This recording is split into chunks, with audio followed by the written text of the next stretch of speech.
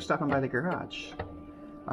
This build is the Revell 172nd 40th Anniversary Space Shuttle Kit. This is the newest kit that they've had for this. It was a great kit, but at 1/72nd scale, I mean, you can see just how big this is. It really drives home how big the space shuttle really is. When I saw this kit, I actually got it from A-Main, or I remember it was like $30, but it was because it was a scratch and dent box, but it was sealed. When I got it, the box really wasn't that scratched and dented. It did have a little ding in the corner, so I guess if you're a collector, it wasn't collectible anymore. And there are people that do that. I'm not. I'm a builder. I don't care what the box looked like, so I took the savings, got the kit. So this is going to be a time-lapse build of this kit, but I'll just kind of talk about some highlights of it. This is a Revell level 5, and in the first few steps, just actually building the ship, I was like, well, it's pretty simple. I mean, the hull is, you know, 2 pieces, the wings are 2 pieces, the tail goes on top, these go on, the engines, and I was like, wow, this is really simple for a level 5 build, or any build. And then I got to the markings.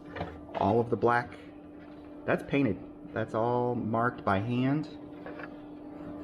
All of that. The edge of the wings, the nose, of course the bottom. All of that is painted. It doesn't look like a lot, but there's like 100 decals on this thing. I had it put together looking like a ship in just a few hours, and then I spent the rest of pretty much the month working on the intricacies of the markings. You had to measure out. It didn't tell you really. You had to measure this out. The instructions gave you just lists of measurements to hit these angles, and you just had to measure them out. And then I chose Columbia, but Columbia is the only one that has this marking where the black goes in like that triangle. The rest of them, it's just a black and gray trim.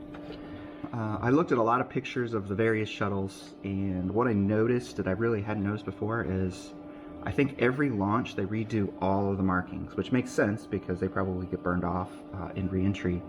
So like this detail, the NASA, sometimes it was up slightly above the United States, and sometimes it was in line with the United States. So I did one of each on each side.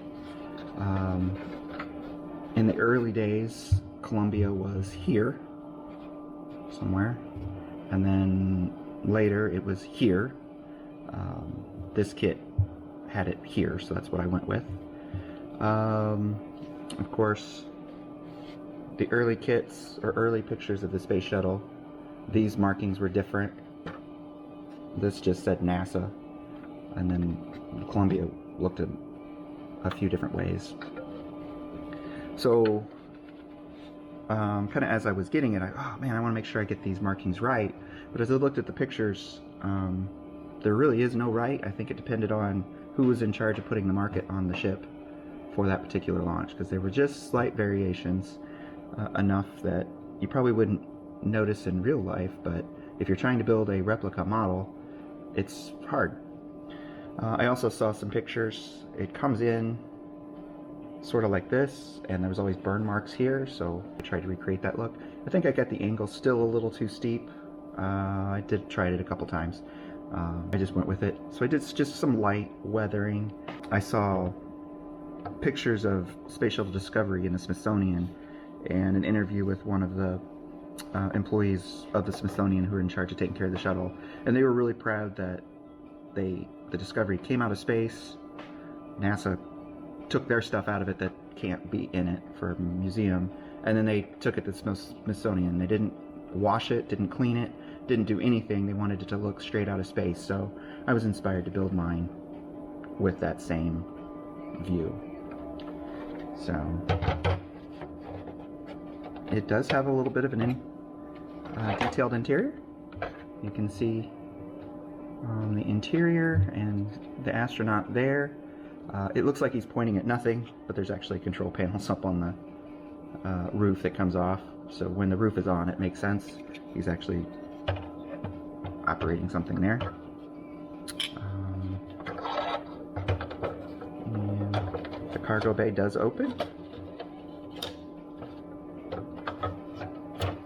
And there we go. And to show satellite and cargo, all that good stuff's in there.